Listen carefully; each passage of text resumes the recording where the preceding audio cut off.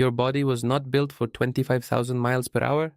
Nothing about you was, not your bones, which evolved to handle the specific compressive forces of walking upright on a planet with a gravitational pull of 32 feet per second squared. Not your cardiovascular system, which developed over millions of years to push blood against that same gravity, from your feet to your head, in a loop calibrated to one specific environment.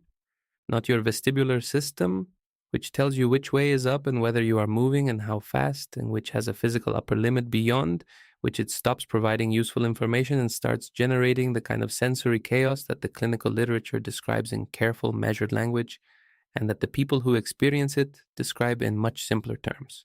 Not your skin, which is a remarkably effective barrier against the hazards evolution prepared it for, and a completely inadequate barrier against the hazards 25,000 miles per hour generates. The human body is a machine built for one planet.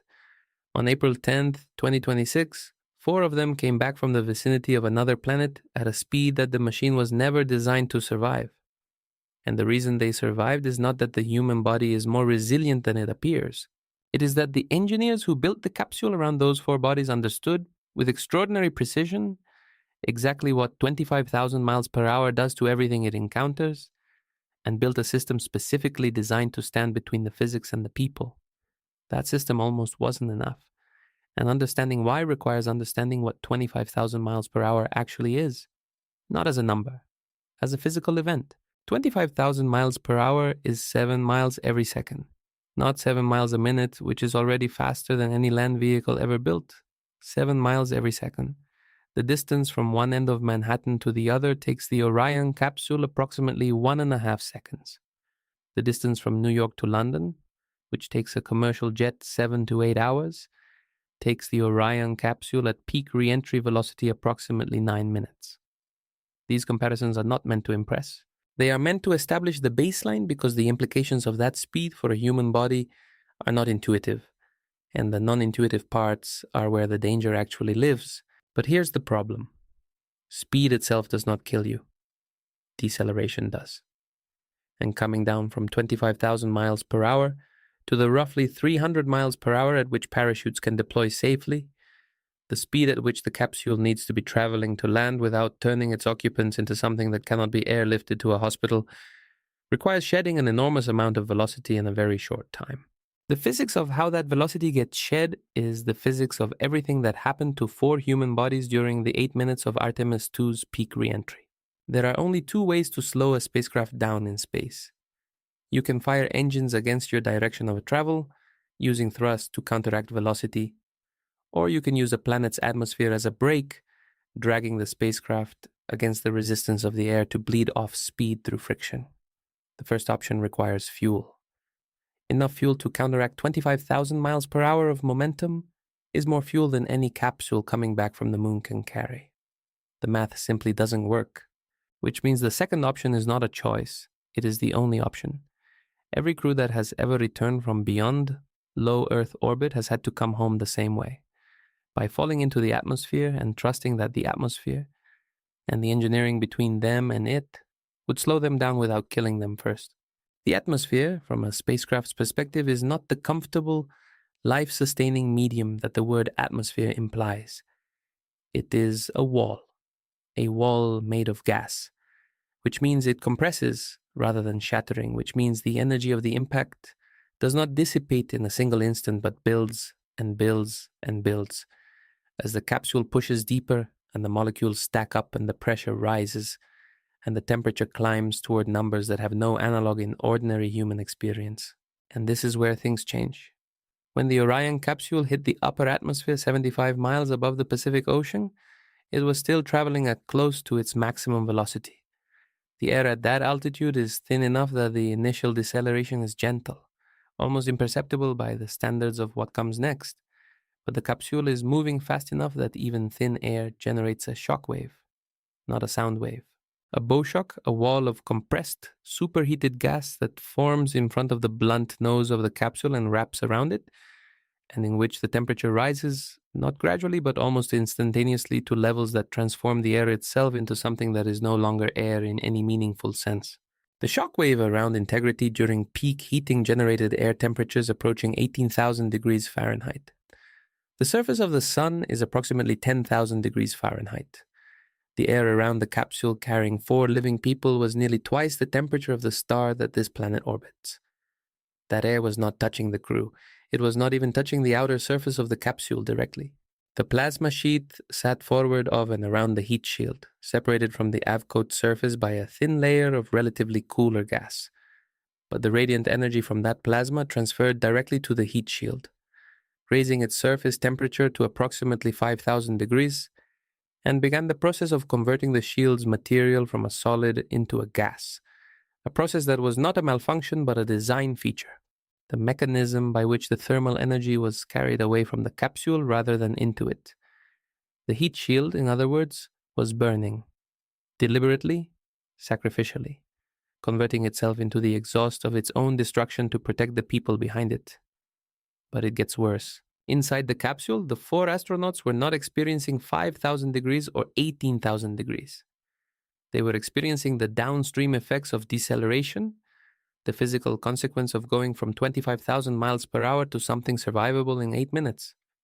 Those effects have a unit of measurement. The unit is called g, and it represents a multiple of the gravitational acceleration at Earth's surface. 1g is what you feel standing on the ground right now. Your body weight pressing down on your feet, your cardiovascular system pushing blood upward against gravity, your bones and muscles doing the continuous work of keeping you upright that you stopped noticing years ago, because it is simply the baseline condition of existence on this planet. At 3G, which is what astronauts experience during routine space shuttle launches, your effective body weight triples.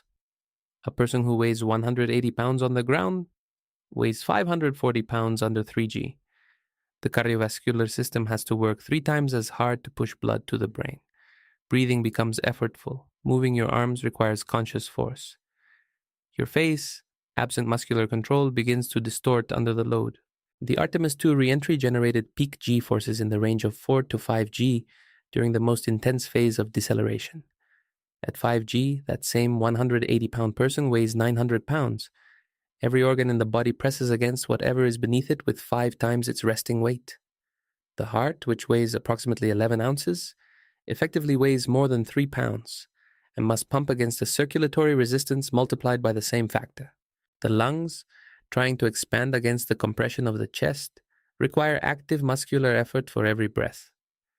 The blood, being a liquid with mass, is pulled toward the lowest point of the body by the combined effect of gravity and deceleration, and the cardiovascular system fights to keep it where it needs to be, in the brain, in the organs, in the tissues that stop functioning within seconds if the supply is interrupted. Astronauts train for G forces in centrifuges.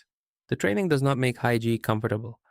It teaches the body to function at the edge of its tolerance, to perform the specific muscle contractions that help maintain blood pressure in the head, to breathe in the specific pattern that keeps the lungs operational under compression.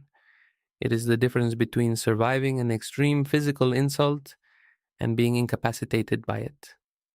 The 4 crew members of Artemis 2 had that training. They executed it. And they did it in a capsule that was simultaneously oscillating through its re-entry corridor, making automated adjustments to its orientation to manage the heating rate and the G-load, while surrounded by a plasma environment that had severed all communication with the ground, and was glowing outside the windows in colors that human eyes are not accustomed to seeing in proximity to anything they want to survive. But that's not even the worst part.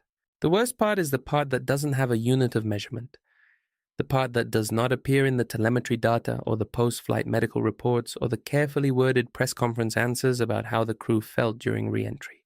The part that happens not to the body's cardiovascular system or its musculoskeletal system or its thermoregulatory system, but to the part of the human nervous system that is responsible for the experience of existing in a situation that the nervous system was not designed to exist in. Human beings have a threat detection system that is old. Much older than language, much older than rational thought, much older than the capacity to understand what plasma is, or what Mach 32 means, or why the air outside the window is glowing. It is a system built over millions of years of evolution in environments where threats were predators and falls and starvation and the social consequences of conflict, and it responds to threats with a cascade of neurochemical events designed to maximize the probability of survival through either fight or flight, adrenaline, cortisol, accelerated heart rate, heightened sensory acuity. The entire physiological preparation for a response at 25,000 miles per hour in a metal capsule surrounded by plasma makes completely irrelevant. There is nothing to fight. There is nowhere to flee. The threat detection system of the human body fires anyway, because that is what it does when the organism it inhabits is in mortal danger, and it generates the full physiological response to a situation for which no response exists. The 4 astronauts of Artemis 2 sat in their seats, strapped down under 5G, breathing against the compression, watching plasma glow outside the windows, with every ancient alarm system in their bodies screaming and nothing to do about any of it except wait and trust that the math was right. The Apollo astronauts who came home from the moon described this experience. Not in those terms, not in the language of neuroscience, but in the language of people who had been through something that their training had prepared them for, technically, and that their nervous systems had experienced as existential. Gene Cernan, the last human to walk on the moon, returning on Apollo 17 in December of 1972, described Reentry as the most violent 8 minutes of a violent mission. He had been to the moon twice. He described the return as uniquely confrontational. The machine doing its job while the body inside the machine processed the information that the job involved at the intersection of physics and survival. The Orion capsule named Integrity hit the atmosphere at 25,000 miles per hour on the morning of April 10th, 2026. 8 minutes later, it had shed enough velocity for the parachutes to deploy. 11 of them in sequence, slowing the capsule through successive stages from supersonic to the roughly 17 miles per hour at which it hit the Pacific Ocean surface and was recovered by the USS John P. Murtha. 4 people emerged from the capsule intact. Their cardiovascular systems had maintained perfusion. Their bones had tolerated the G-loads. Their nervous systems had processed 8 minutes of extreme physical insult and come through on the other side with nothing broken. They were fine. The word fine does not mean what it sounds like in this context. It means that 4 human bodies, which were built for one planet and one gravitational environment and one atmospheric composition and one range of temperatures and one set of physical conditions that have not changed meaningfully in the 200,000 years this species has existed, survived being subjected to conditions that exist at the absolute outer edge of what the engineering between them and the physics could maintain. The body at 25,000 miles per hour is not a body in any environment it recognizes or any situation it evolved to handle. It is a body that has been carried by a machine into a transaction with the laws of physics that it could not survive unassisted, and that survived because the machine held, and because the math was right, and because the engineers who designed the system understood what 25,000 miles per hour does to everything it encounters and built around 4 human bodies, precisely enough protection to stand between them and it. The universe generated the plasma. The universe applied the G-forces. The universe raised the temperature to twice the surface of the sun and severed the radio signals and pressed 5 times the weight of each body into the seat beneath it, and did all of this with the same absolute indifference it applies to everything, to spacecraft and asteroids and stars, and the molecular bonds that hold matter together. The difference between those 4 people surviving and not surviving was not the universe relenting. The universe does not relent. The difference was 11 ounces of human heart, 4 pairs of human lungs, and the specific engineering that 400,000 people spent decades building to stand between the physics and the people.